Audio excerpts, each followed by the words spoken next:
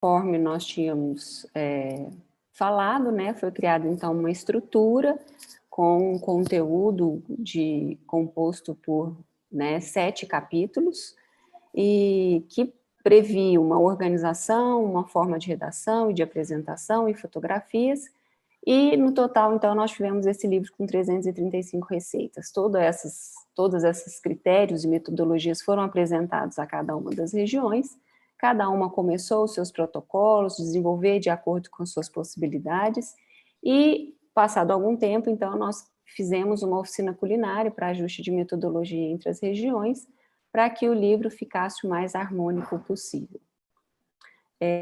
Agora, em tratando do Centro-Oeste, né, já que nós conhecemos um pouco do todo do livro, se tratando do Centro-Oeste, uma das nossas principais preocupações e um dos primeiros critérios que nós adotamos foi a identificação de parceiros e colaboradores, já que um dos pilares que esse projeto previa era a capacitação, a formação de pessoas e o respeito ao tradicional, né? Então, a questão de recursos humanos no projeto teve um foco, né, um pensamento, foi muito pensado no nosso grupo. Então, nós tivemos, participando do nosso projeto, estudantes desde o ensino fundamental e médio até graduação e pós-graduação. Trabalhamos com núcleos de inclusão, arte e inclusão, né, com estudantes jovens e adultos.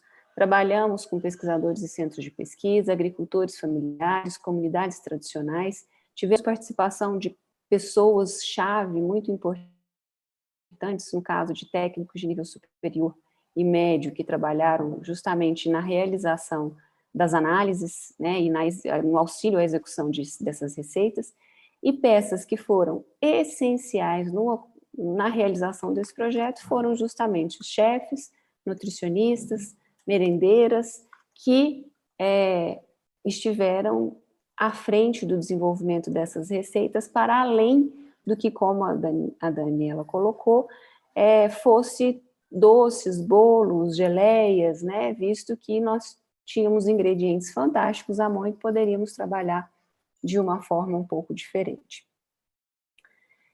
Então, para isso, antes de começar qualquer desenvolvimento de receitas, nós fomos a campo, saber o que já existia, como as pessoas conheciam, como elas enxergavam esse processo, e nessa situação nós fizemos, por exemplo, nós participamos de mais de um disco Xepa, né, e essas feiras que nós visitamos, nós desenvolvemos desafios de desenvolvimento de receitas. Nós fomos às cidades do interior do estado e até de outros estados, numa busca de desafios sensoriais. O que eram esses desafios sensoriais? Você conhece esse sabor? Você conhece esse cheiro? Você já viu? Como você viu? Onde você comeu? Né, para que nós pudéssemos saber e trazer até uma memória emotiva, emocional, em relação ao que as pessoas tinham de lembrança desses ingredientes. Em vários eventos que nós participamos, nós também promovemos eventos educativos, onde um dos mais que obtivemos maior participação, além das degustações, eram eventos, a presença da árvore do saber, em que nós tínhamos uma árvore montada com imagens de cada um daqueles frutos, e o nome só aparecia no verso, então as pessoas acabavam por tentar identificar, e quando identificavam já traziam logo as lembranças em relação a como foi consumido e aos sabores. Além disso, nós tivemos uma participação muito importante na produção do nosso material, que foi justamente a participação do Núcleo de Arte e Inclusão do Instituto Basileu França, que é uma atividade desenvolvida junto ao Estado, onde nós tínhamos, na época do projeto, um viveiro de mudas de plantas nativas e uma horta com punks.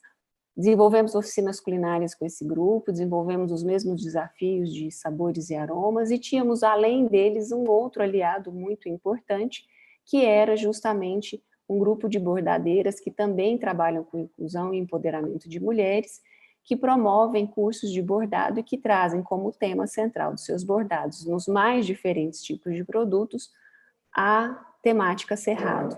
Então, para nós, isso fez grande diferença e nos auxiliou muito nesse processo de divulgação e de identificação dos nossos saberes. Além deles, nós tivemos parceiros muito fortes, e que vocês vão ver que eles foram tão fortes que eles tiveram destaque, que são os detentores de saberes tradicionais, especialmente as comunidades quilombolas, onde nós fomos até eles para tentar compartilhar com eles os modos de fazer, as festas tradicionais que eles tinham, então nós acompanhamos, fomos a campo para coleta de frutos e conhecer que frutos que eles tinham no entorno, né, em várias comunidades tradicionais quilombolas aqui do estado de Goiás. Então, por fim, nós chegamos, né, ao momento em que era a hora de começar a construção desse livro, onde nós utilizamos 22 espécies alimentícias que foram priorizadas pelo Plantas do Futuro, e levamos para o laboratório essas plantas e fizemos vários encontros de degustação com os nossos estudantes, com os nossos chefes, merendeiras que iriam colaborar nesse processo. E isso começamos a testar receitas. Além desse teste de receitas, nós fizemos degustações externas, né, com públicos que passavam desde escola de ensino fundamental até shopping centers, onde a gente levava o sabor do ingrediente, não necessariamente algum produto que estivesse no livro. E a nossa expansão acabou chegando até o Rio Grande do Sul, quando nós fomos participar de um evento chamado Biodiversidade pela Boca, e nós levamos alguns dos nossos produtos. Então, enfim, o nosso livro de receitas do Centro-Oeste contou com um total de 97 receitas, sendo 24 lanches, 10 bebidas, 18 sobremesas, uma guarnição, 23 pratos principais e 21 entradas e couvert. Né, aqui uma amostra do que nós desenvolvemos, que traziam desde saberes tradicionais, como o famoso empadão goiano e sua guariroba, até um quiche com beldroega, sucos energéticos com araticum, e o nosso famoso peixe na telha, que recebeu alguns ingredientes a mais, que foram a beldroega e a cagaita. E como eu disse para vocês, a gente teve também uma grata satisfação de trabalhar com as comunidades tradicionais, e com elas nós identificamos vários saberes que traziam as plantas nativas, sempre como uma lembrança de infância. Então nós decidimos com eles fazer um livro que chama Cozinha Quilombola, Sabor e Resistência, que foi um compilado não só de receitas, mas de sabores tradicionais, e que foi produzido e doado para as próprias comunidades quilombolas, para que elas pudessem divulgar, então, os seus saberes dentro das suas comunidades e comercializar com as pessoas que por lá passam e querem saber um pouco mais dos saberes deles. Como estratégia de divulgação, nós procuramos, e fomos muitas vezes, acho que na maior parte das vezes, em todas as regiões isso aconteceu muito, fomos muito procurados pela mídia, por exemplo, para divulgar esses alimentos que são uma novidade. E eu acho que isso nós temos de continuar e manter esse processo, né, tanto em nível local quanto em nível nacional. E tivemos também momentos de divulgação com os parceiros nacionais, né, nós tivemos aqui momentos de visitas da coordenação nacional e internacional, tivemos o nosso grande evento ao final, né, que foi um simpósio internacional de biodiversidade para alimentação e nutrição em 2018, tivemos esse compartilhamento em feiras livres, e para você saber um pouco mais, a Dani já contou um pouquinho aqui, o Lídio já contou um pouquinho aqui, se você visitar tanto a página do CIB-BR ou a página do Ministério do Meio Ambiente, você vai encontrar todos esses materiais disponíveis, ou a própria página do Bioversity International, no projeto Biodiversidade para Alimentação e Nutrição, você vai encontrar mais informações. Eu agradeço mais uma vez o convite, deixo aqui essa mensagem, e o meu e-mail, caso alguém queira me mandar uma mensagem, compartilhar uma receita, será muito bem-vindo, para que a gente possa continuar alimentando aquele banco de dados de receita que nós temos. Obrigada à Universidade Federal do Ceará e à professora Adriana mais uma vez. Obrigada, professora Raquel. E agora eu passo a palavra, então, para a professora Semiramis Martins Álvares Domene. A professora Semiramis, ela é professora associada livre docente em dietética do Departamento de Políticas Públicas e Saúde Coletiva da Universidade Federal de São Paulo, do campus da Baixada Santista. Também é nutricionista pela PUC de Campinas e tem mestrado e doutorado em Ciência da Nutrição pela Universidade Estadual de Campinas e pós-doutorado em Nutrição pela Universidade Federal de São Paulo. é editora da Revista de Nutrição e da Revista de Saúde Pública, integra o Grupo de Estudos Nutrição e Pobreza do Instituto de Estudos Avançados da USP e é orientadora dos programas de pós-graduação em nutrição e programa interdisciplinar em ciências da saúde, ambos da Unifesp. A professora Semiramis, ela foi parceira do projeto BFN na região Sudeste, e juntamente com a professora Andréa Guerra, que não está aqui conosco hoje, ela coordenou o desenvolvimento de receitas da região Sudeste. Professora Semiramis, então, a palavra é sua. Obrigada, Daniela, pela apresentação. Boa tarde a todos e todas. Quero agradecer à professora Adriana pelo convite. Também, em nome da Dani e do Lídio, cumprimentar todos os colegas da mesa, dizer que é uma alegria estar aqui hoje revendo vocês e trazer um pouco daquilo que a gente fez durante a execução do BFN na Unifesp, né? Faço aqui uma declaração de ausência de conflito de interesses, né? Nós desenvolvemos o projeto sem nenhum tipo de conflitos. Estamos falando de um projeto que é muito potente, porque ele traz já na proposta, acho que o Lídio já falou bastante, a Raquel também, a Dani, desta ideia de reunir culinaristas, chefes e pesquisadores em torno dos temas que resultaram depois nesse belo produto, e certamente em diversos produtos que ainda vamos conseguir produzir, né? Eu espero que a gente ainda consiga produzir muita coisa. A Dani mencionou a parceria com a professora Andréa Carvalheiro Matias, do Mackenzie, né? Então, a nossa participação se deu por meio desta junção de ideias e de corações. Aqui estão os frutos que a Andréa trabalhou no Mackenzie, e nós, na Unifesp, trabalhamos em conjunto com a professora Veridiana Vera de Rosso, que, na verdade, foi quem me trouxe para o projeto, que coordena o Laboratório de Compostos Bioativos, né? Então, os nossos dois laboratórios na Unifesp, o Laboratório de Dietética Experimental, que eu coordeno, e o da professora Veridiana, se uniram aí para fazer essa participação e junto com a Andréa.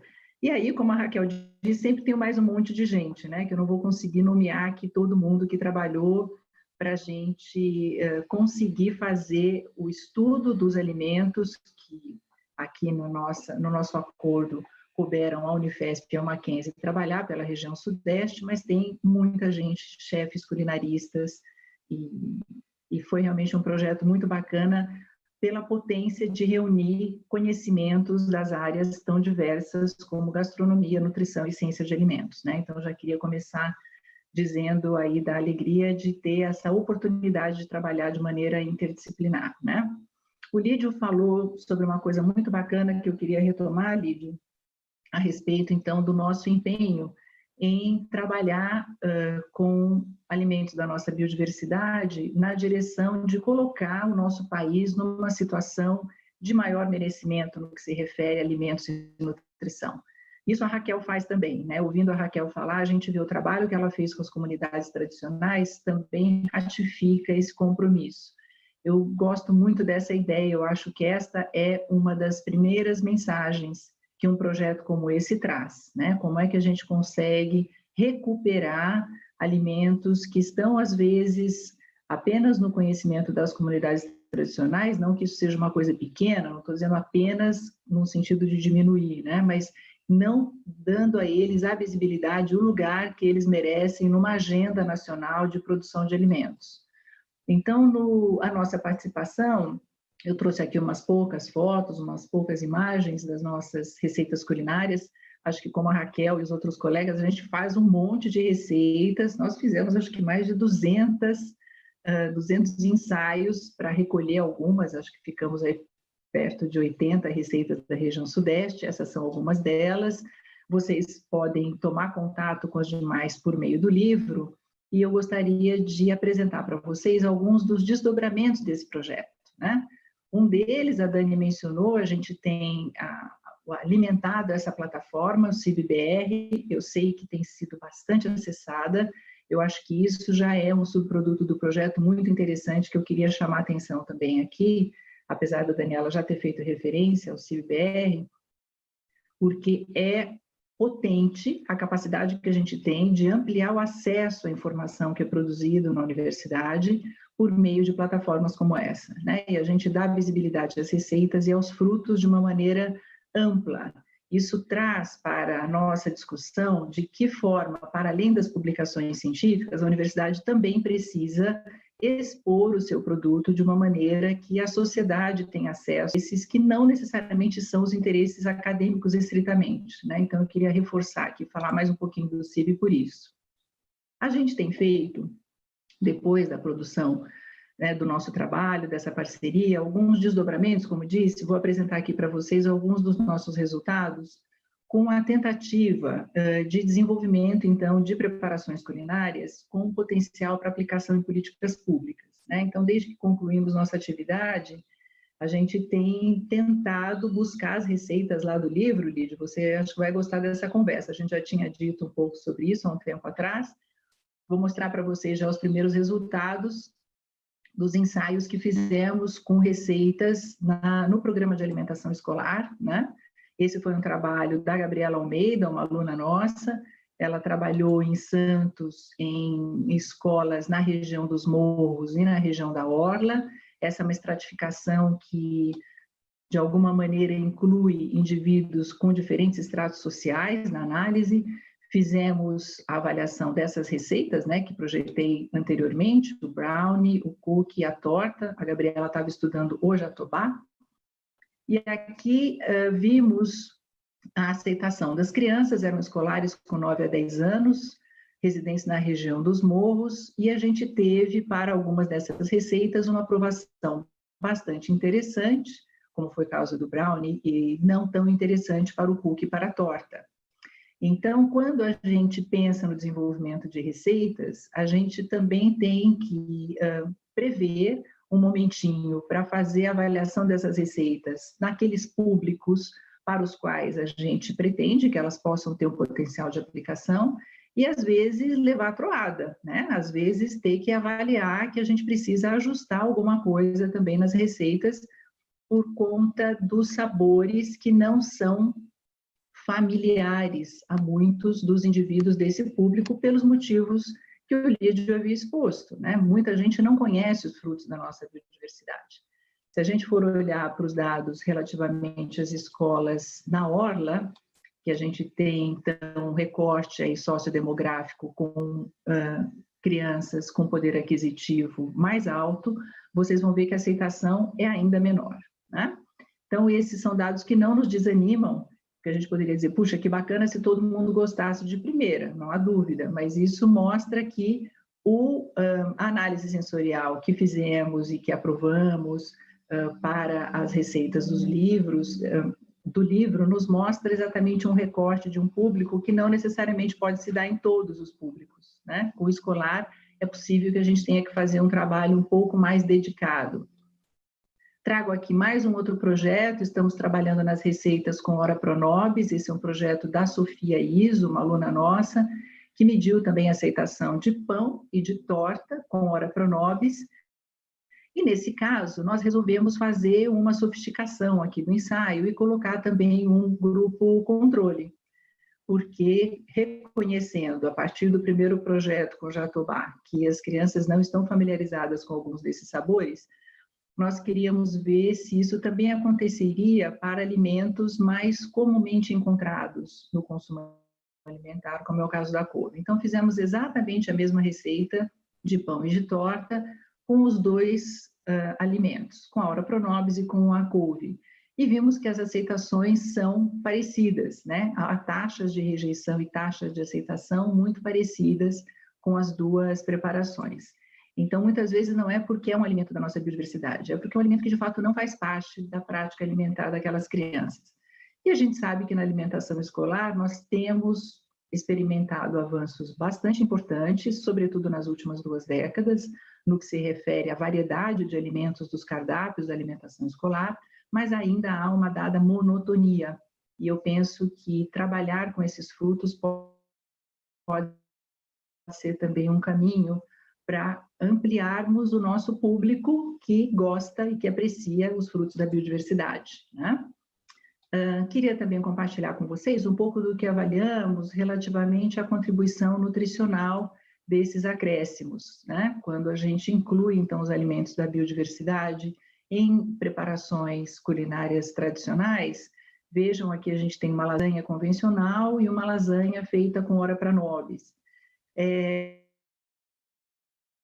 evidente a preparação, né? Então, olhando aqui alguns minerais e alguns compostos bioativos, a preparação enriquecida com a ora pro nobis tem valores bastante mais altos do que a preparação convencional. E temos feito isso com outras receitas culinárias também, que estão lá no livro, né? Aqui eu trago uma figura que compara o teor de licopeno e criptoxantina em duas preparações, um muffin convencional e o muffin enriquecido com pitanga. Então, vocês vão ver que para licopeno, por exemplo, tudo que vem é da pitanga, né? Não se espera ter fontes de licopeno na receita tradicional de muffin, e de criptoxantina, a mesma coisa, né? Então, há uma contribuição que é inequívoca, mas é importante que a gente mostre, né? De que tamanho é essa contribuição. A mesma coisa aqui para a receita de muffin em relação ao alfa-caroteno e a vitamina C, né? Então, são mais elementos que nos fortalecem na discussão sobre a importância dos frutos da biodiversidade. Já vou encaminhando para o encerramento, dizendo para vocês que seguimos trabalhando. Agora temos um projeto de doutorado da Thaís Neves, um projeto que também foi escrito pela professora Veridiana e por mim. Estamos com financiamento CNPq para avaliar urucum, professora Veridiana e por mim. Estamos com financiamento CNPq para avaliar urucum. Urucum, que é um fruto bastante usado na culinária, já como corante, como aromatizante,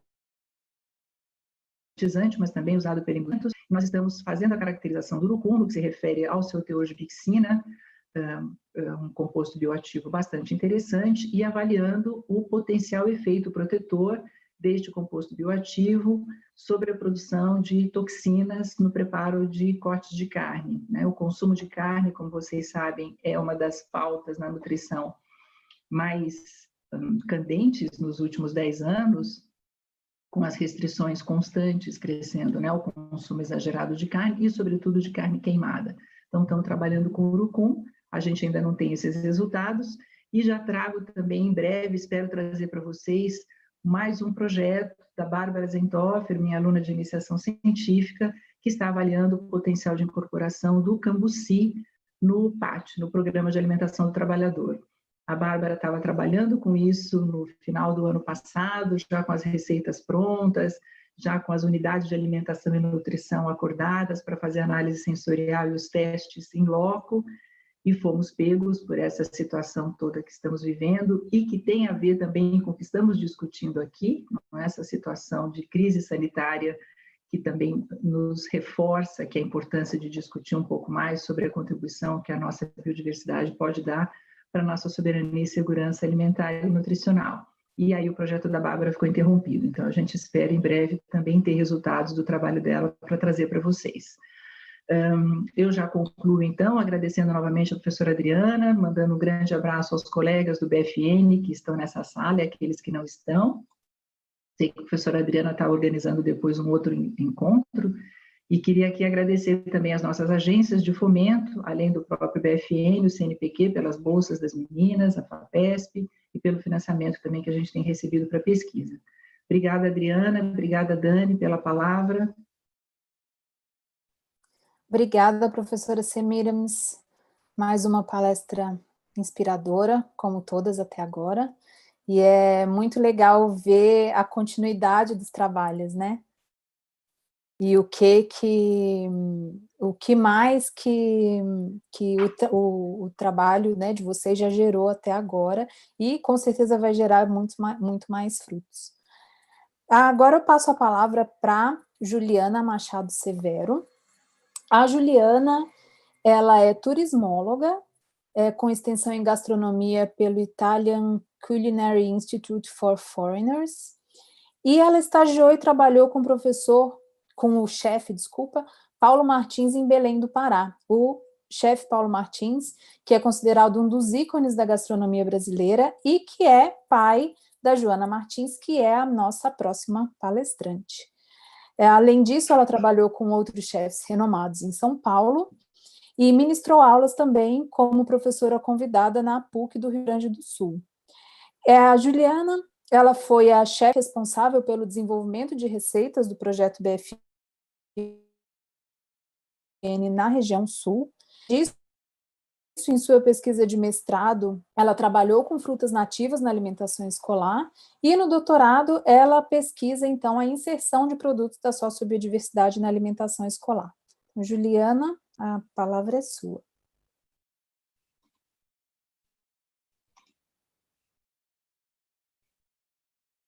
Juliana, a gente não está te ouvindo, acho que você tem que tirar o mudo do seu microfone. Deu? Agora sim. Sim, obrigada.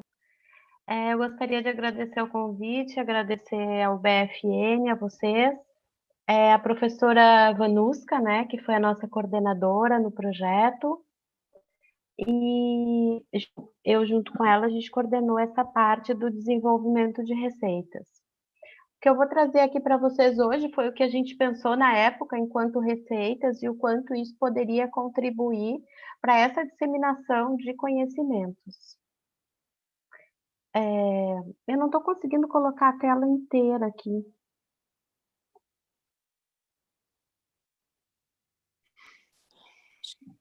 Acho que tem que ser no modo de apresentação do PowerPoint. No alto, à esquerda da tela, tem uma... para o lado, esse botãozinho, o último botãozinho desse menu aí. Para cima. Não. Volta para o outro. Para outra tela, por favor. Em cima, onde tem... Isso. Aqui? Aí. De nada. Obrigada. Bom. Então, a gente começou, já foi explicado, mas eu vou retornar um pouquinho. Nós tivemos 3 fases. Uma foi a base de conhecimentos, que foi uma pesquisa feita, né, para a gente ter noção do que já acontecia em relação a frutas nativas. A fase 2, que foi concomitante com a fase 3, que ali embaixo está errado, foi análise de composição química e a elaboração de receitas.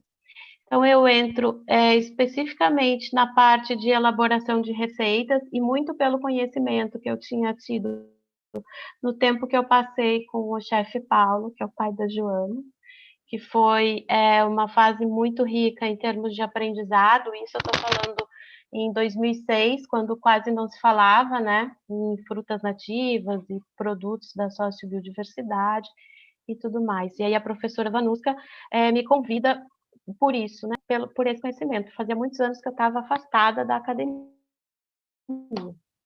E a gente parte do pressuposto que a gente quer uma diversificação de dieta baseada na sazonalidade desses produtos para que tenham um menor impacto ambiental, tenha maiores valores nutricionais e que a gente trabalhe pela conservação, pelo uso.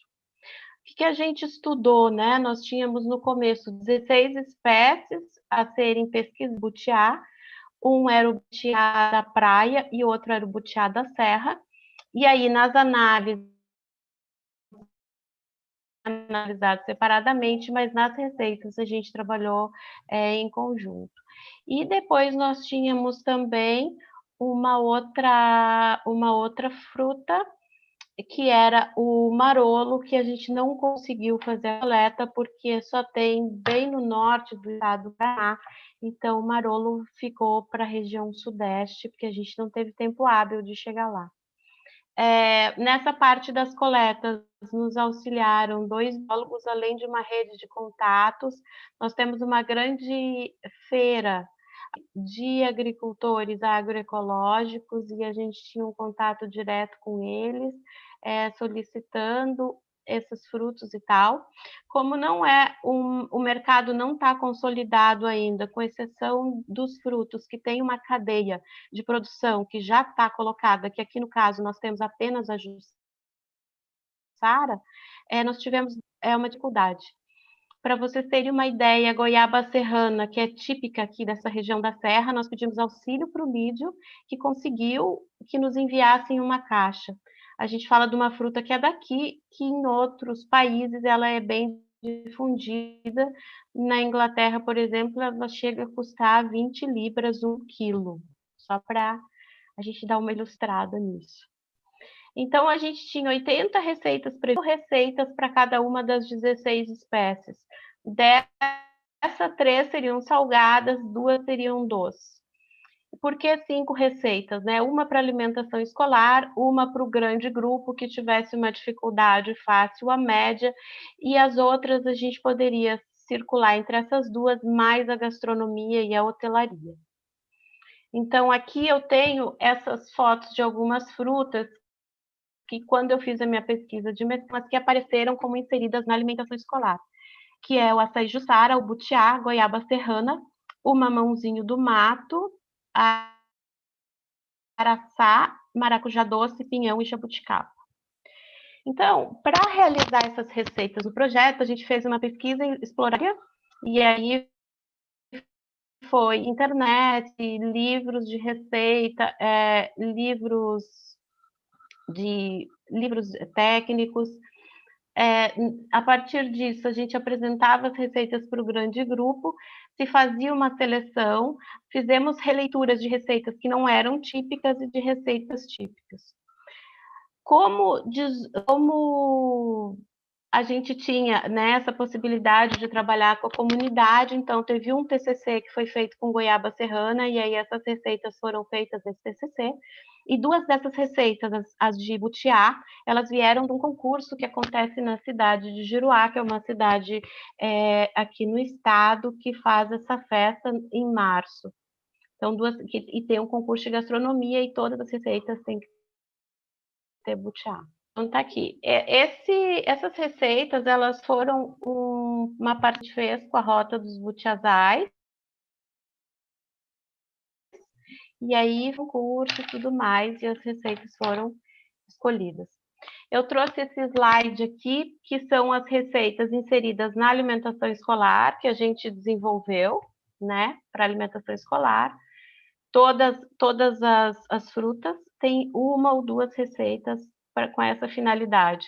O que a gente pensou para desenvolver essas receitas, né? A questão da estrutura que se tinha nas escolas, então foram receitas que, além de não usar muitos ingredientes, seriam receitas de que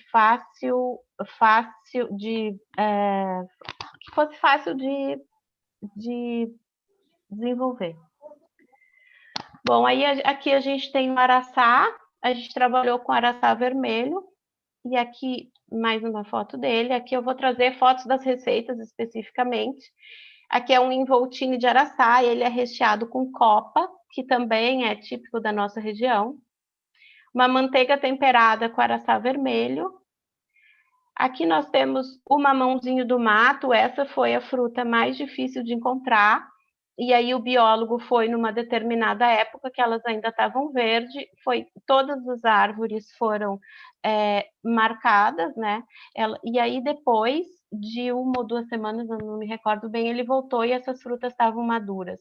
Essa talvez seja que a gente tenha encontrado maior dificuldade, porque o que se usa mais dessa árvore toda é o caule, que se faz um doce de mamãozinho do mato, que lembra uma cocada.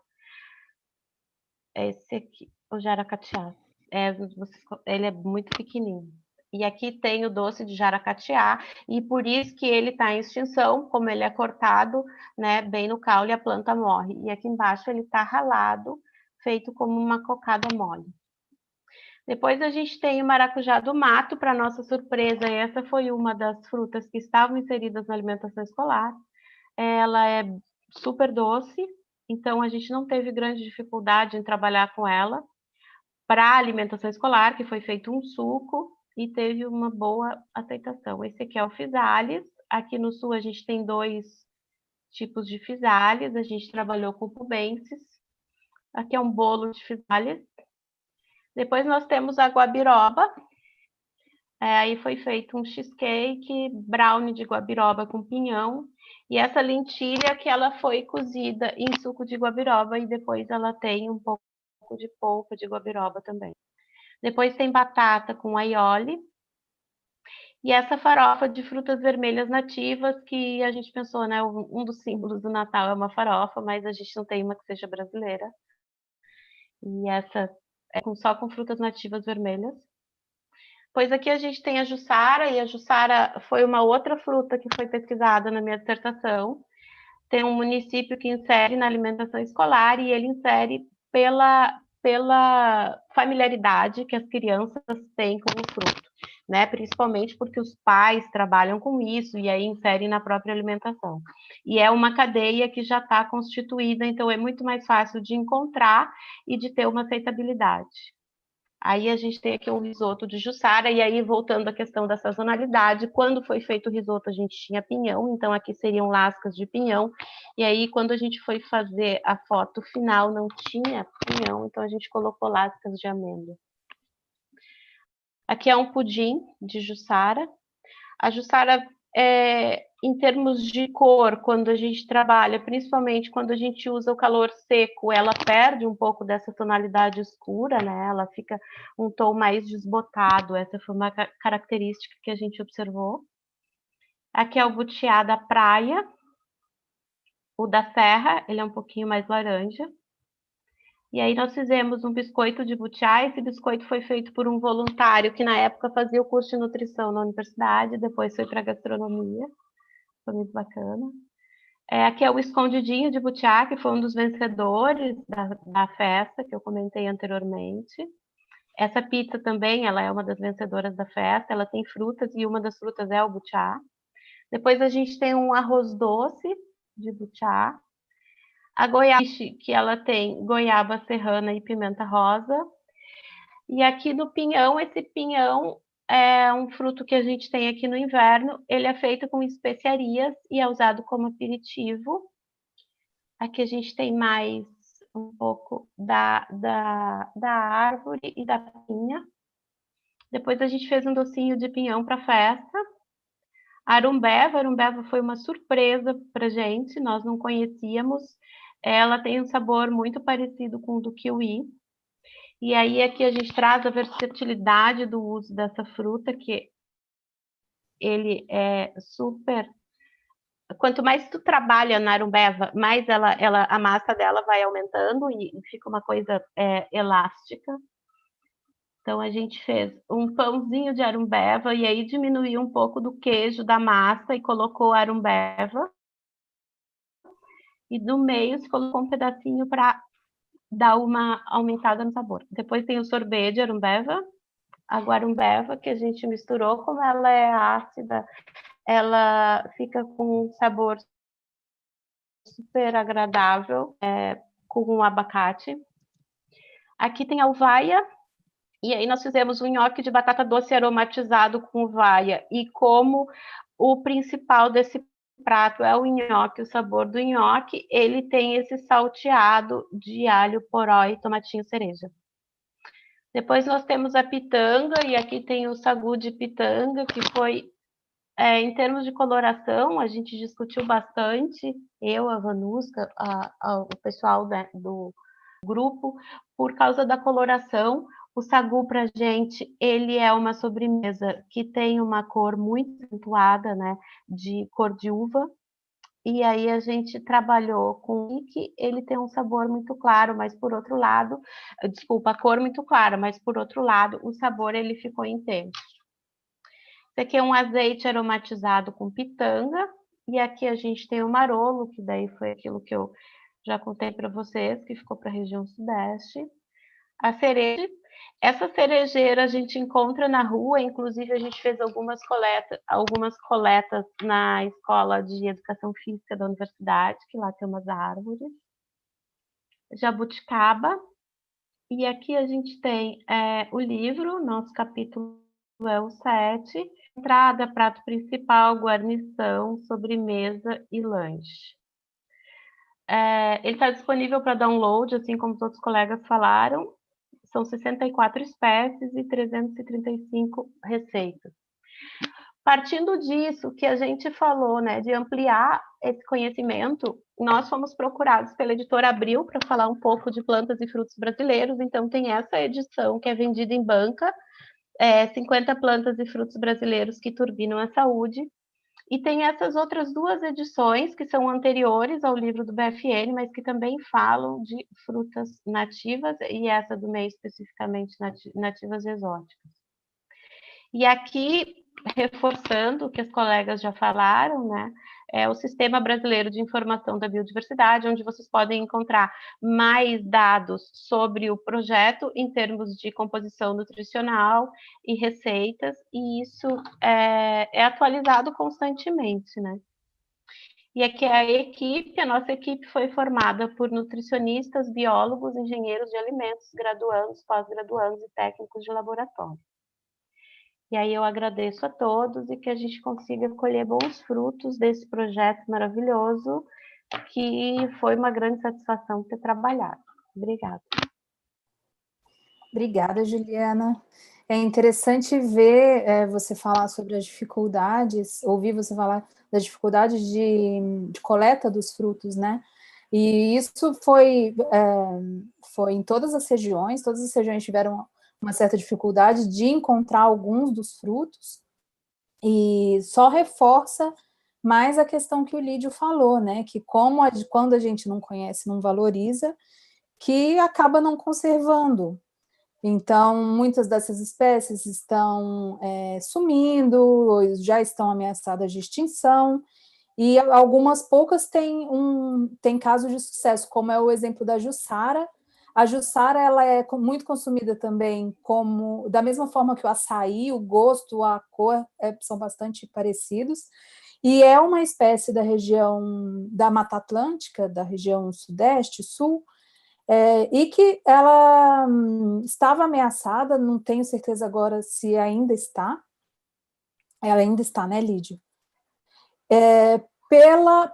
Além, né, da perda do habitat, destruição de Mata Atlântica, mas o uso dela era muito pelo palmito, então se cortava a árvore e você acabava perdendo aquela árvore. Então tiveram vários projetos para fomentar e tentar dar mais visibilidade ao uso do fruto, que assim você mantém, né, a sustentabilidade da cadeia. Bom, e agora eu vou passar a palavra para a Joana Martins. A Joana, ela é paraense, como nós já falamos, ela é filha do chefe Paulo Martins, e ela também é publicitária, administradora e pesquisadora em gastronomia amazônica e mãe, ou seja, não dorme.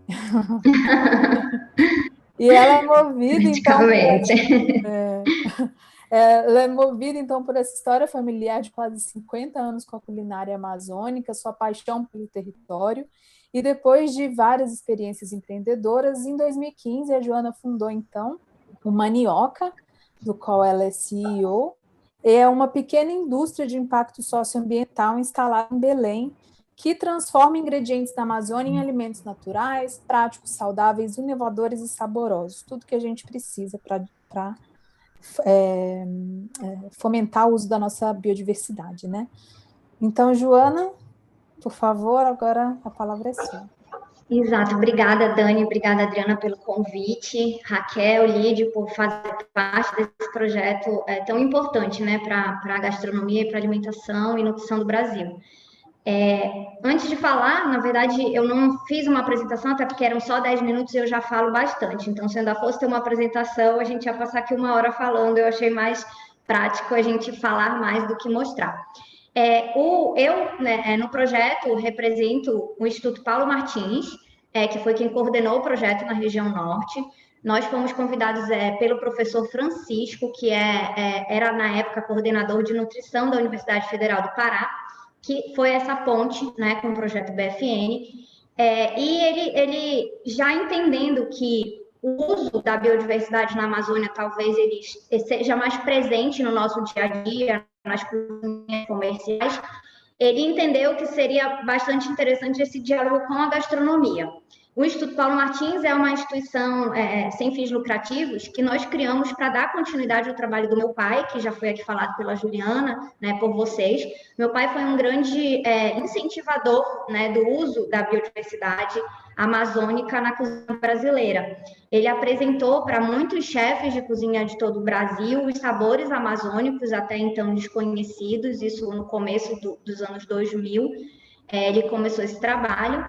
Em 2010 ele faleceu e a gente dá continuidade ao trabalho dele. Na Amazônia a gente tem realmente o hábito de consumir muitos produtos nativos. A nossa cozinha tradicional, seja no Pará, no Amazonas ou nos outros estados, ainda incluem muitos alimentos. Mas as frutas, elas são mais utilizadas in natura, né? A gente não tem tanto hábito assim, não tem pratos em geral, salgados não são tantos, e nas sobremesas elas são consumidas de uma forma muito simples. Então, o desafio do projeto foi nós organizarmos chefes de cozinha, né, cozinheiros, a partir do trabalho já de identificação nutricional desses alimentos pela Universidade Federal do Pará.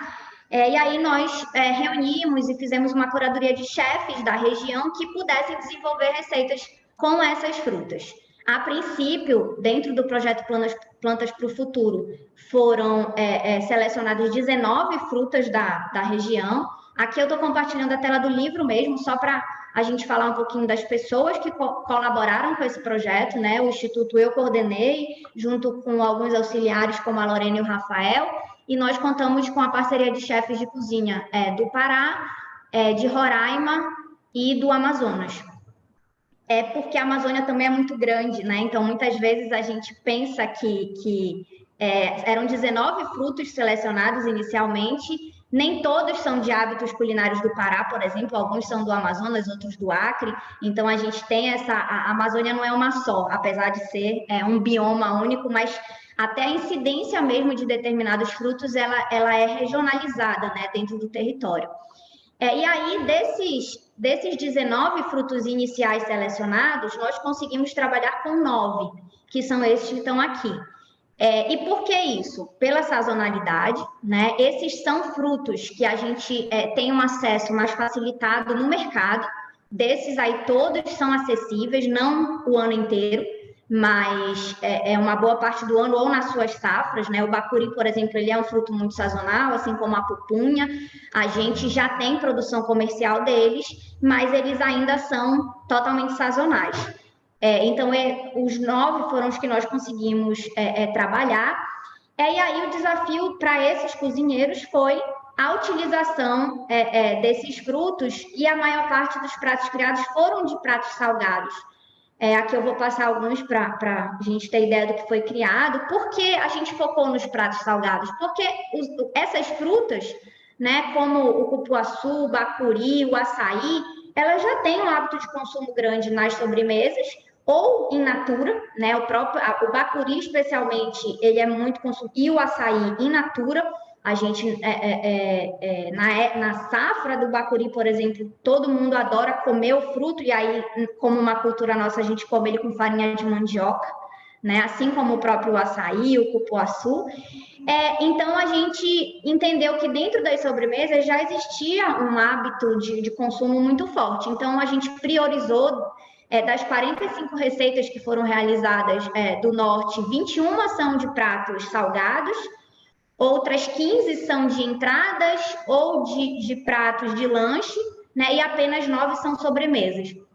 Mas a ideia, e os chefes que foram convidados para participar do projeto eram todos chefes que tinham uma relação tanto com a cozinha contemporânea, mas também com um olhar da tradição, né? Porque acho que isso dentro do Instituto é algo que a gente prega na culinária, é que o cozinheiro brasileiro ele precisa ter um conhecimento forte do que é tradicional, da forma de uso tradicional das comunidades, para daí ele poder trazer isso para uma realidade de mercado ou para uma realidade temporal, contemporânea, né? A gente acredita muito nessa união de conhecimento da tradição e trazendo a inovação, porque o mercado, ele pede essa inovação, né? Muitas vezes, como já foi dito aqui, às vezes quando a gente quer introduzir um produto de forma muito tradicional na nossa culinária atual, é até rejeitado ou visto com preconceito. E quando você coloca esse produto de uma forma mais moderna ou inovadora, aí o público aceita ele com uma facilidade maior. Esse, por exemplo, é um produto, o bolinho de capitão é um produto extremamente tradicional, né, que a gente quis trazer justamente por esse olhar, né? É muito comum a gente comer o açaí junto com a farinha e ele virar um bolinho, né? E aí se faz esse capitão, que é essa técnica de servir de muitas outras coisas, o açaí é um deles, né? A gente tem diversas receitas. O ceviche com cupuaçu, por exemplo, que já é uma técnica peruana, né? E aí essa já foi uma receita onde a gente incluiu um alimento da biodiversidade numa técnica peruana, e aí a gente faz isso muito aqui na cozinha do Pará, né? Utilizando técnicas internacionais, a inserção de itens da biodiversidade. Um item que não foi tratado no livro porque não era uma fruta, mas como é o caso da maniva, que é a folha da mandioca, já existem preparações de massas que utilizam, né, como rondelli, ravioli, em que essas massas... Então, realizar as receitas do livro talvez não tenha sido tão complexo para os nossos chefes de cozinha, porque já é um exercício que já se faz há algum tempo, é muito inspirado pelo trabalho que meu pai iniciou há 30 anos atrás, né? Ele foi esse grande divulgador porque ele entendeu que a forma de fazer o Brasil conhecer os nossos sabores era realmente inovando, né? Inserindo esses sabores nas receitas mais conhecidas e que o público já tinha um hábito maior de consumo. Então, a pupunha é uma fruta que o Brasil não conhece, em geral, né? Ela é muito consumida aqui na Amazônia. Para o Brasil, a pupunha é o palmito, e aqui na Amazônia, a pupunha é o fruto. Ele é um fruto salgado, que é comido cozido, né? E aí ele se presta a fazer diversas preparações, como a batata. Então, desde uma pupunha cozida com manteiga, é muito boa, até preparações de massa, de salgadinhos, ela funciona muito bem para ser trabalhada. O muruci, que é uma fruta que resiste, né? O muruci é uma fruta dessa área de transição da Amazônia com o Cerrado. Ele resiste, apesar de ser uma fruta que ela não tem uma aceitação tão grande no mercado, mas ela ainda permanece muito presente nas nossas feiras. Isso porque, assim como o pequi, ela tem um sabor bem intenso, né? Então, é aquela fruta que a gente costuma brincar que eu amo e eu odeio, né? Então, mas tem os grandes apaixonados e, por isso, o muruci permanece. O patauá, que já é um fruto não tão conhecido até na região, ele é um fruto muito ainda restrito a comunidades tradicionais, mas é um fruto que tem um potencial de mercado riquíssimo, ele se presta para... se extrai um óleo dele, né, assim como o óleo de castanha, como o óleo de babaçu, do patauá também se extrai um óleo que é extremamente saboroso. E aí fica, né, o meu olhar hoje, como me foi apresentado, esse olhar da indústria de alimentos. Eu vejo que, para que o Brasil, de fato, consuma esses alimentos, a gente precisa trabalhar o potencial das indústrias, né? Porque são elas hoje, com a necessidade de praticidade na elaboração de uma cozinha moderna e mesmo de casa, não estou nem falando do mercado da gastronomia, o consumidor ele exige a praticidade do alimento, né? Apesar de estar se entendendo a necessidade do consumo dos alimentos in natura como uma forma de buscar saúde, que é uma prioridade hoje, né, mundial, mas as indústrias de alimento elas são elementos, né, ou figuras fundamentais para que a gente consiga inserir mais os alimentos da nossa biodiversidade no mercado. E até por isso eu optei por trabalhar com isso, né? Saindo do restaurante dos alimentos no Brasil inteiro, né? Então a gente trabalha com frutos, trabalha com ervas, trabalha com especiarias da região, com a mandioca, que é muito utilizada aqui.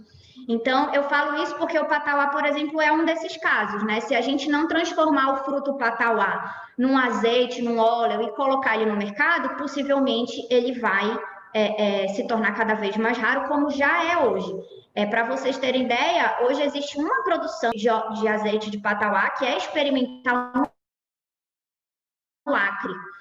Todas são artesanais, né, só das comunidades, e é um produto que não está no mercado, tendo um potencial de mercado muito grande. Aqui tem mais uma vez a pupunha. A gente tem a castanha do Pará, que é já um produto, enfim, conhecido no mundo todo e que, infelizmente, hoje quem mais comercializa a castanha do Pará no mundo não é o Brasil, é a Bolívia. Isso é um dado que nos deixa muito, muito tristes, porque existe, assim, a castanha do Pará talvez seja uma das espécies mais importantes da biodiversidade amazônica, por uma questão de preservação, né, de território. Ela serve de alimento para muitas espécies animais no território amazônico. Então, com a destruição da floresta, perde-se muitos castanheiros, especialmente no Pará, que é um dos territórios mais desmatados. Então, para a questão da conservação, um trabalho de incentivo à produção da castanha, né, de verticalização de produtos a partir da castanha, teria um resultado maravilhoso, né? E ainda dá para trabalhar muito a castanha em sistemas agroflorestais. Então, ela pode, né, ser trabalhada com outras espécies. Então, ela refloresta nossas matas e ainda alimenta os animais e ainda trabalha junto com outras espécies. Então, ela tem um potencial gigantesco de preservação ambiental.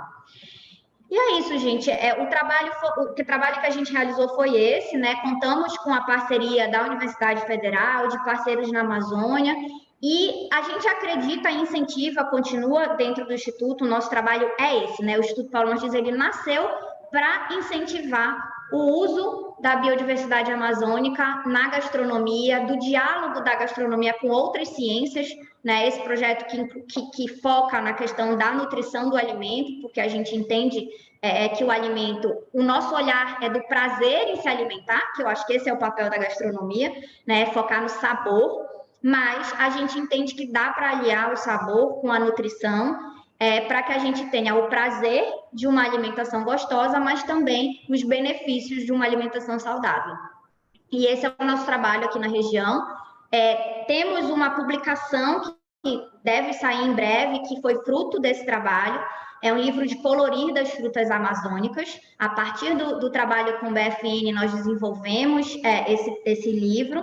Ele está na gráfica no momento, né? A pandemia atrasou um pouquinho o projeto, mas a ideia é justamente começar pelas crianças, né? A gente fez uma pesquisa localmente em algumas escolas públicas e privadas, identificou que tem muita familiaridade com elas. Tirando o açaí, que tem um consumo praticamente diário em Belém, outras frutas da nossa biodiversidade já não são tão próximas, porque as crianças não acessam elas em suco em caixinha, né? Não tem o iogurte no sabor dessas frutas, então elas acabam se distanciando. E ao perceber esse distanciamento, nós desenvolvemos esse projeto, e através do livro de colorir e de oficinas culinárias que serão realizadas nas escolas, a ideia é que a gente possa aproximar essas crianças e fazer com que esses consumidores do futuro, ou já de agora, né, mas que vão formar opinião para o futuro, não permitam que essa biodiversidade se perca ao longo do tempo. Mais uma vez, obrigada pela oportunidade de participar do projeto. Ele trouxe uma visão, a gente talvez, por trabalhar a biodiversidade da Amazônia, talvez enxergue instituições e pessoas que participaram do projeto, a gente percebeu que talvez o trabalho em outras regiões seja até maior, né, por essas espécies já não terem muito o hábito de consumo, mas que a gente tem uma riqueza ainda muito maior do que aquela que a gente percebe na Amazônia. Então, foi extremamente gratificante participar do projeto. E a gente fica à disposição. O contato é o institutopaulomartins.org.br, que é a nossa instituição. É só procurar a gente na internet e estamos à disposição para quem quiser trocar mais ideia. Muito obrigada, Joana. Pessoal, um aviso para quem está assistindo ao vivo no YouTube. A gente teve um probleminha técnico no começo com o chat, mas o chat está agora aberto, então quem quiser pode enviar perguntas e comentários para os palestrantes. Então, agora eu vou passar a palavra para a professora Adriana, que é uma das nossas anfitriãs e organizadoras dessa mesa redonda.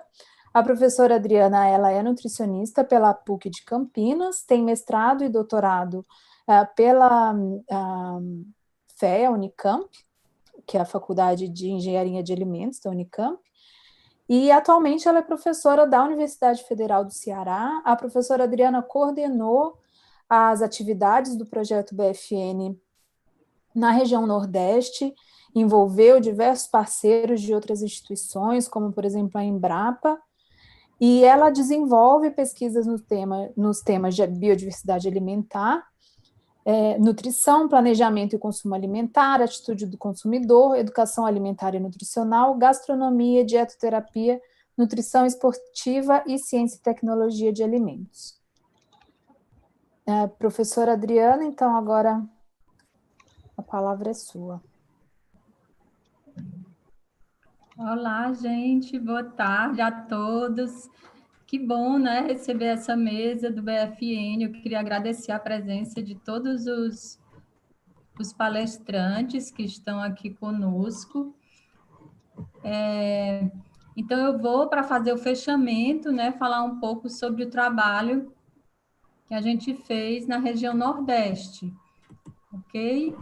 Então, queria agradecer a todos. Colocar aqui a minha apresentação. Não sei se já está dando para visualizar, Dani.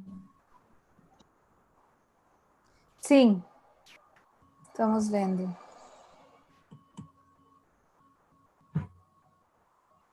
Só um minutinho.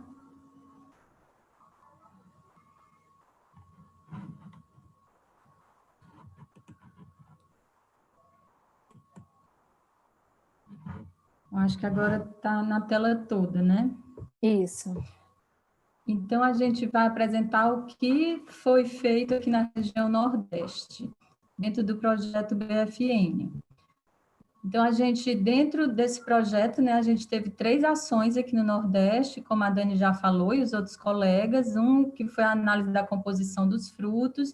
A gente trabalhou também com a questão dos alimentos tradicionais e, por fim, com a parte das preparações, que deu como produto final o livro Biodiversidade, que todos os colegas já colocaram, né? E então, a região Nordeste é o capítulo 4. Então, só para falar um pouquinho como a gente desenvolveu essa pesquisa aqui no Nordeste, né? Foi uma equipe grande de professores, pesquisadores e bolsistas. Então, a gente, de forma conjunta, pensou no cardápio que fosse para o mercado de gastronomia local e também para a alimentação escolar, como aconteceu nas outras regiões, pensando em entrada, prato principal, acompanhamento, sobremesa, lanches e bebidas. E a gente usou a metodologia de, para cada preparação, a gente ter 3 repetições, né? Então, a gente fazia e refazia as receitas, testava. A gente utilizou como teste o grupo focal, que foi orientado também pelo professor Paulo Henrique, que é professor de análise sensorial. Aí, se o produto fosse aprovado no grupo focal, a gente iria para a foto, né? Depois para o cálculo nutricional e, finalmente, para a ficha técnica padrão, que é a que vocês vão encontrar aí no livro de receitas. Então, a gente, como o Lídio falou, né? A gente se baseou nas frutas de referência do Plantas para o Futuro. Então, trabalhamos com araçá, o bacuri, o cajá, o caju, né, que é muito explorado aqui no Nordeste, o genipapo, a mangaba, o umbucajá, o umbu, o pequi, a pitanga, o murici e também o xixá. Só que hoje, né, não vai dar para a gente apresentar tudo, então eu espero encontrar vocês lá no Congresso de Gastronomia Brasileiro para a gente falar um pouco mais sobre todos esses frutos, mas eu selecionei só alguns, que aí a gente vai ver um pouco do fruto e de cada, escolher algumas preparações também para não me estender muito, certo? Então, do cajá, eu separei para vocês o camarão no molho de cajá, servido com purê de batata doce. Foi uma das receitas que eu mesma selecionei para o projeto. E eu escolhi porque é uma receita que representa muito aqui o Nordeste, né? Os frutos do mar e também a batata doce.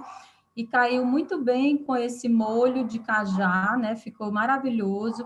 E a gente teve, dentro da equipe, né, a colaboração do professor Rafael, o Gel do Amaral, e ele trouxe até uma inovação para essa preparação, que foi empanar o camarão com as farinhas que ele havia trazido lá do norte, então deu um diferencial. Então, a gente trabalhou muito em equipe, com a colaboração, né, de todos os nossos professores, gastrônomos e chefes, e sempre a gente buscava melhorar o produto final.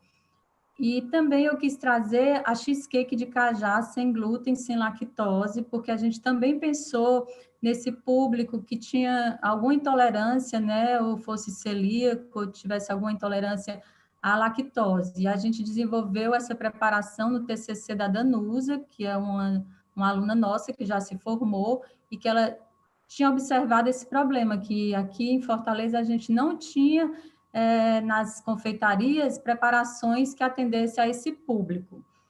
Então, o cajá, gente, eu quis também trazer um pouco essa questão do valor nutricional, né? Porque o que se destacou no fruto, dentro da composição nutricional, foi a vitamina A. E é importante também falar que uma das principais deficiências nutricionais do Brasil e do Nordeste é a hipovitaminose A. Então, quando a gente faz uso desses frutos, a gente também está contribuindo para a saúde da população. Outro fruto também que a gente trabalhou, que ele é muito pesquisado aqui no Nordeste, é o caju. Então, eu escolhi duas preparações, que foi o involtine de abobrinha com muqueca de caju. Essa preparação ela foi apresentada em vários congressos que a gente tem levado, né, o BFN, e também em vários projetos nossos, né, os alunos gostam muito. Também a gente pensou nesse público vegetariano e vegano, porque você observa na preparação que você tem uma muqueca muito similar à muqueca de caranguejo, né? Então, é um prato bem típico nosso, caranguejo, mas aí a gente substitui pela que a gente chama aqui de carne de caju, fazendo um aproveitamento aí total do caju, né? Usando esse pedúnculo do caju, que muitas vezes é desperdiçado, tanto pela indústria de castanha, como também pela indústria de suco. E também eu quis trazer a paçoca de caju, porque a paçoca é um prato muito típico da gente, né? Bem tradicional aqui do Nordeste. E quando a gente fez essa paçoca com essa carne de caju, né, entre aspas, a gente observou que ficava muito similar à carne seca, que é muito usada em várias preparações aqui do Nordeste, e também atenderia a esse público, né, vegetariano e vegano. E também é um produto de baixo custo, então a gente conseguiu levar para alguns projetos que atendem assim populações que têm assim um baixo recurso, né? Então, dá para também levar uma preparação de alto padrão para todo mundo, né? Bem aberta, assim, para todos. E como todo mundo sabe, né, o que a gente destaca em termos nutricionais aí desse fruto é a vitamina C, que já é bem identificada e conhecida por vários pesquisadores. Eu também quis trazer o genipapo aqui para vocês, porque é um fruto que também a gente quase não vê mais, né? Então, é de difícil acesso. E o genipapo é um fruto que você gosta muito ou não gosta de jeito nenhum. Então, eu sou do grupo daquelas que não gostava muito de genipapo e passei a gostar no BFN. E trouxe essa preparação, que é um nhoque com ragu de calabresa e genipapo, que foi desenvolvida por nossos bolsistas, né, desse grupo de preparações. Eu acho que eu havia viajado nesse período, e quando eu cheguei no laboratório, eles estavam terminando a preparação e me chamaram para provar, e eu fiquei, assim, surpresa, né, porque realmente não tinha uma simpatia pelo genipapo, e vi que a gente pode, muitas vezes, transformar os frutos em preparações que tenham, assim, uma excelente aceitabilidade. Então, a gente pensou nesse prato tanto para os restaurantes, como também para a alimentação escolar, né, onde você pode estar substituindo a massa e estar colocando outros tipos de massa e utilizando o mesmo ragu de calabresa com genipapo. O destaque que eu quis trazer do genipapo em termos nutricionais são os flavonoides amarelos, que são pigmentos fenólicos antioxidantes que agem principalmente na prevenção das doenças cardiovasculares. Eu também trouxe a mangaba, que é um fruto também aqui de ocorrência nossa, E a preparação é o creme brulee de mangaba, que eu escolhi, porque foi uma preparação que eu fiz em uma das nossas reuniões do BFN lá em São Paulo, né, que a gente reuniu os coordenadores para fazer o teste. Eu fui com o professor Rafael Gurgel, que é um dos nossos chefes, e o Rafael estava muito ocupado nesse dia, fazendo outras preparações, o risoto de pequi, e eu tive que me virar e fazer esse creme brulee, então ele me marcou bastante no projeto. Eu achei maravilhoso ter feito e ter dado certo, né? E quis trazer, porque é uma preparação simples da cozinha francesa, que a gente pode estar utilizando tanto na alimentação escolar como no mercado de gastronomia, né? De alta gastronomia. Então, fazer essa fusão, né? Como a gente fala na gastronomia, de estar misturando uma cozinha francesa com um fruto brasileiro. E o destaque nutricional da mangaba é a vitamina C, né? Assim como o caju. E para finalizar, eu quis trazer o bolo de rolo, porque o bolo de rolo, assim como eu sou professora de cozinha brasileira, né? A gente faz essa preparação nas nossas aulas, com o auxílio de um outro professor maravilhoso, que é o professor Robson Mota, e ele que fez essas fotografias dessas preparações, que ficaram lindas, né? E sempre eu chamo o Robson para fazer nas minhas aulas de cozinha brasileira o bolo de rolo. Então, é uma preparação assim que eu adoro pessoalmente e é bem tradicional, né, da cozinha pernambucana. Representa muito o Nordeste. Então, a gente fez ele com a geleia de pitanga, substituindo aí a geleia de goiaba, e ficou maravilhoso, dando esse contraste do azedinho da pitanga com o doce excessivo, né, que nós nordestinos gostamos muito, do bolo de rolo. E o destaque da pitanga é a vitamina A. Então, eu quis trazer bastante frutos que fossem ricos em vitamina A, exatamente pensando nos problemas de deficiência nutricional que a gente tem aqui na população do Nordeste, né? Como eu já tinha falado antes, lá no Cajá, a gente também pode usar a pitanga para combater aí a hipovitaminose A na população. Então, os colegas já falaram do banco de dados online, né, do sistema de informação sobre a biodiversidade, que é um campo aberto aí para pesquisa dos nossos alunos. Eu queria falar que o grupo de estudo é um grupo aberto, né, que a gente hoje está fazendo pela primeira vez ele nesse formato 100% online, né, mas a gente já vinha trabalhando com esse grupo de estudo em gastronomia brasileira com videoconferências, até de uma coincidência, né, a gente começou a trabalhar esse grupo de estudo trazendo profissionais de outros países, inclusive de outros estados, e essa temática do BFN, ela estava na agenda do grupo de estudo desde 2019, a gente não conseguiu fazer, e hoje a gente está tendo essa felicidade de estar reunindo aqui de novo todos os pesquisadores que coordenaram o projeto, né, para trazer um pouco dessa pesquisa para que ela seja divulgada e que a gente possa dar continuidade. Então, nós somos o curso de bacharelado, como a Daniela falou, né, em gastronomia. Somos agora também o primeiro mestrado acadêmico em gastronomia do Brasil, e a gente vai continuar as pesquisas, vai continuar trabalhando. A gente tem a disciplina do BFN já na gastronomia, no bacharelado, e a gente vai levar essa disciplina também para o mestrado. Queria destacar também o congresso, né, que a gente vai poder conversar um pouco mais com vocês nessa mesa maravilhosa, e a gente tem levado o BFN para todos os nossos congressos.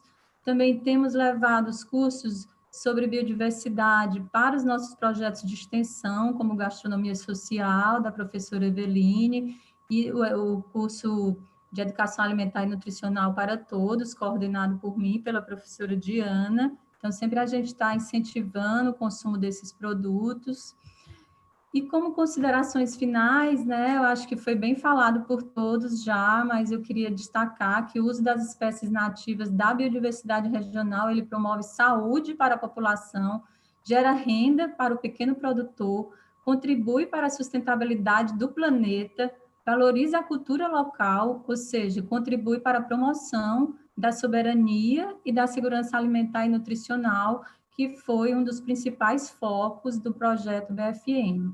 Então, gente, muito obrigada. Queria agora agradecer, né, a todos os que trabalharam com a gente dentro dessa ação, que foi das preparações, né, nossos professores, pesquisadores e bolsistas, toda a equipe do projeto BFN, que a gente teve aí mais de 40 colaboradores, né? Tanto o pessoal, os parceiros das universidades, os parceiros que financiaram esse projeto, todas as universidades que colaboraram, tanto com a parte das análises dos frutos, como essa parte das preparações, e o Congresso Brasileiro, que promoveu esse evento hoje tão legal, juntamente com a ideia de eventos, né, para a gente estar realmente divulgando essa pesquisa maravilhosa que foi feita no projeto BFN. Então, muito obrigada. Aqui são as referências que a gente usou, né, o livro Plantas para o Futuro e o nosso livro de receitas. E muito obrigada a todos. Então, agora eu vou voltar a palavra para a Dani, para ela fazer aí o encerramento e também para as perguntinhas, né, do chat que vocês estão colocando aí.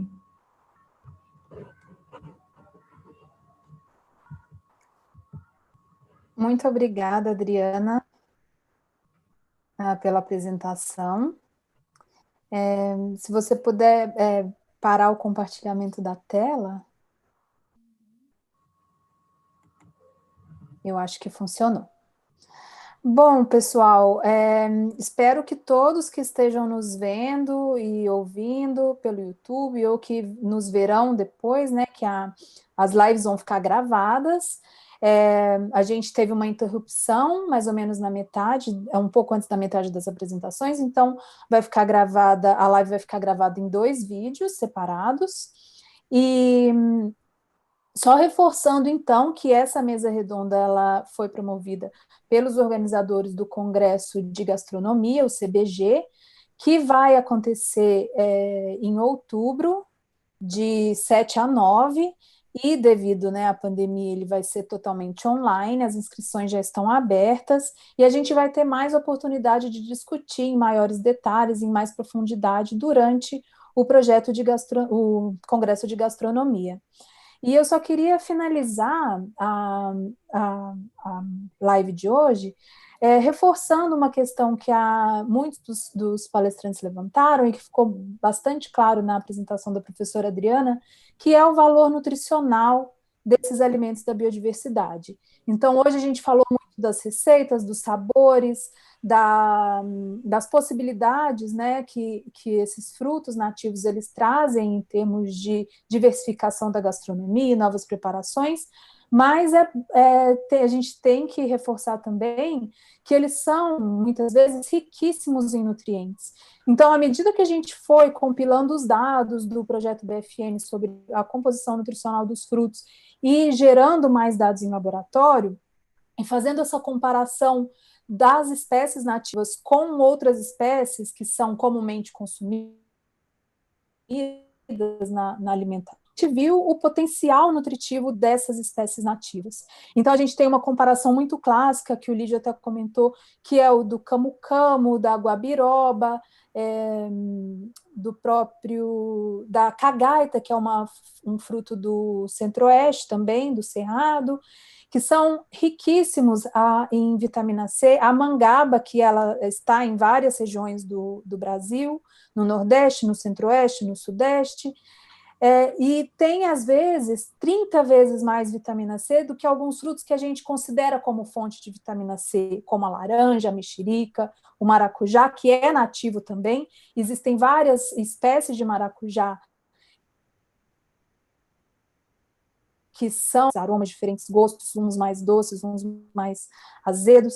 Enfim, é um potencial muito grande para a promoção da saúde, para diversificar a alimentação e para melhorar também o estado nutricional. A gente sabe que a má nutrição, né, é um problema global, e má nutrição não é somente pessoas abaixo do peso, a má nutrição engloba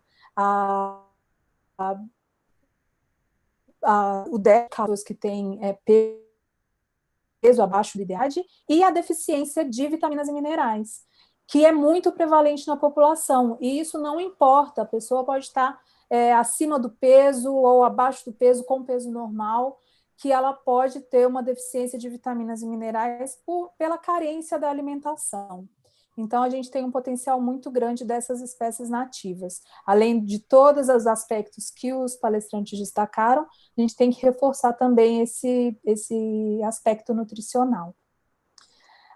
Bom, eu estou vendo que tem vários elogios aqui no chat, mas ninguém enviou nenhuma pergunta. Então, fica novamente o convite para aqueles que quiserem participar do congresso, onde a gente vai ter mais oportunidade para discutir e para responder perguntas. E quem tem mais algum comentário? Algum dos palestrantes quer fazer mais algum comentário? Senão, acho que a gente pode encerrar.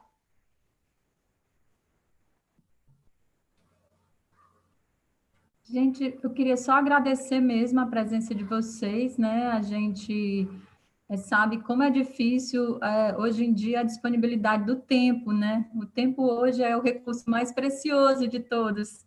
Então, muitíssimo obrigada por terem aceitado, né? E é muito prazeroso estar com vocês de novo, né? Nos encontrando assim virtualmente, né? Mas vem toda aquela lembrança dos nossos encontros lá no Ministério do Meio Ambiente, lá em São Paulo, né? Toda a nossa trajetória, ou mesmo aqui em Fortaleza, quando a gente recebeu vocês, foi um prazer imenso, né? Ainda né? A gente tem o nosso grupo no WhatsApp, que está sempre trocando aí as informações. Então, muito obrigada a todos que estão nos assistindo, muito obrigada a vocês que estão participando, né? E que espero que todos tenham aproveitado bastante, o pessoal do grupo de estudo, né? E eu aproveito para convidar um grupo aberto, então convidar aí vocês, alunos, colegas, para estarem participando. Pois muito obrigada. Acho que a gente pode encerrar. Eu não sei se mais alguém quer fazer alguma colocação. Eu vou aproveitar. Estão me escutando? Sim. Bom, deixa eu aproveitar também e agradecer a iniciativa da Adriana aí, imagina o trabalho de organizar essas lives e tal. A Dani, pelo trabalho sempre ímpar de fazer essa coordenação aí da live, excelente. A Raquel, a Semiramis, a Joana, bom te ver, Joana. Não esquece da minha granola. A Juliana, um abraço, Vanuska. Bom, eu espero que essa live, uma vez mais, favoreça e estimule o melhor uso e aplicação das nossas espécies nativas, né, no nosso cotidiano. A gente é sempre bom lembrar que nós estamos num país continente, né? Então, realizar alguma coisa no âmbito de um estado, nós temos estados enormes, tipo o caso do Amazonas, da Bahia e a Minas Gerais, né? Já é né? Numa região já é quase um desafio. Então, imagine a gente organizar um livro como a gente conseguiu organizar em âmbito nacional, né? Isso realmente é algo fantástico e isso aí vai ficar para a história. Para mim, eu até esqueci de colocar, quando eu falei, né? Talvez uma das coisas mais desafiadoras que eu enfrentei na vida foi participar da edição desse livro. Né? Obrigado, Raquel, eu aprendi muito. Não foi fácil, quer dizer, transformar né? Nós temos sempre 5 Brasis, né? E colocar a cara nacional, né? Que a ideia era essa ideia, né? No livro, né? Mas tem que parabenizar todas as regiões pelo trabalho fantástico. Eu sou apaixonado pelas frutas de cada região. A Joana, eu sou apaixonado pela sorva, aí às vezes ela é esquecida, mas eu simplesmente adoro a sorva, né? Assim como eu adoro aqui a cagaita, aqui em Brasília coleta a base de 200 quilos de cagaita todo ano, doces e coisas imaginadas com a cagaita, fantástico. O umbu aí do Nordeste, né? O xixá, como esquecer, fantástico, que seria mais avanço nessas duas espécies, são fantásticas, nós precisaríamos trazer elas mais à tona, dar mais visibilidade a isso tudo. São todas espécies desconhecidas, no próprio Sudeste elas são desconhecidas. Eu tenho feito, Juliano, uma série de receitas aí do sul, também a farofa de frutas vermelhas, o spice de pinhão, eu mando vir o pinhão a preço de ouro lá do sul, aqui para Brasília, né? E daí eu me criei comendo pinhão, né? Senão talvez nem estivesse vivo, mas então é fantástico. Então eu sou realmente um apaixonado por isso tudo. E tem coisas tristes no meio que a Juliana colocou, né? que a Joana colocou, quer dizer, saber que o país aqui da maior biodiversidade do planeta, com a distribuição da castanha do Brasil, e ter a Bolívia como maior, né, produtor, mas é assim que quer dizer, que cada país coloca suas prioridades, tal, né, e é assim que nós vamos. É por isso que eu acho que esse grupo aqui é fantástico, que ele continua, é fantástico, é importante que eu fiquei muito feliz com as colocações da Semiramis, dos projetos que estão sendo apoiados pelas agências de fomento com espécies nativas, né? Isso é algo assim que nos estimula e nos move para frente. É importante que as agências de fomento é a única solução, né? A única esperança que as agências de fomento realmente apoiem e comecem a acreditar, né, nisso aí. Não tem outra forma que os estudantes, que as teses sejam mais desenvolvidas com espécies nativas, né? Há tanto por desbravar, tanto por conhecer, e não tem jeito. Se você não conhecer, você não conserva. Se você não usar, você não conserva. Quer dizer, nós temos que colocar cada vez mais isso, e como o próprio Roberto Meraldi colocou, conservação, conhecimento e uso, esse tripé caminha junto. Não há, eles são inseparáveis. Um não vive sem os outros, né? Em qualquer situação. Então, é importante que a gente continue batendo.